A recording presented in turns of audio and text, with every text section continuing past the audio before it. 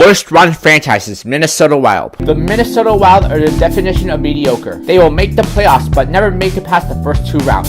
Since joining the NHL in 2000, the Wild have yet to win a President's Trophy, Conference Finals, or a Stanley Cup. The Minnesota Wild joined the NHL as an expansion team in 2000 and named Jacques Lemaire as their first ever head coach. With their first ever pick in franchise history, the Wild selected Marian Gaborik. The Wild were not very good the first 2 seasons and would finish last in the Northwest Division. Led by Marian Gaborik and Andrew Brunette, the Wild made their first ever playoff appearance, but they would lose in the Conference Finals to the Mighty Ducks of Anaheim. The Wild finished last in the Northwest Division and would miss the playoffs in 03-04 and 05-06. The Wild made a huge mistake trading Dwayne Roloson to the Edmonton Oilers. Roloson would go on to lead the Edmonton Oilers to the Stanley Cup Finals the very next season. After adding many veteran players in free agency, the Wild made the playoffs for just the second time in franchise history. However, the Wild would go on to lose in the first round to the Anaheim Ducks. The Wild again faced the Colorado Avalanche in the first round of the playoffs, but this time they were eliminated in 6 games. From 2009 to 2012, the Minnesota Wild would miss the playoffs. In the 2009 offseason, Chuck Fletcher was named the new GM and Todd Richards was named the new head coach. The Minnesota Wild made a huge mistake trading Brent Burns to the San Jose Sharks for Devin Sadaguchi, Charlie Coyle, and a first round pick in 2011. In the 2012 offseason, the Minnesota Wild made a huge splash in free agency, signing both Zach Parise and Ryan Suter. In the 2012-13 season, the Minnesota Wild lost to the eventual Stanley Cup champions Chicago Blackhawks in 5 games. In the 2013 offseason, the Wild made a huge mistake by signing Thomas Vanek in free agency. The Minnesota Wild would lose in the second round of the playoffs in 2 consecutive years. After losing again in the first round of the 2016 playoffs, the Wild hired Bruce Boudreau as the new head coach.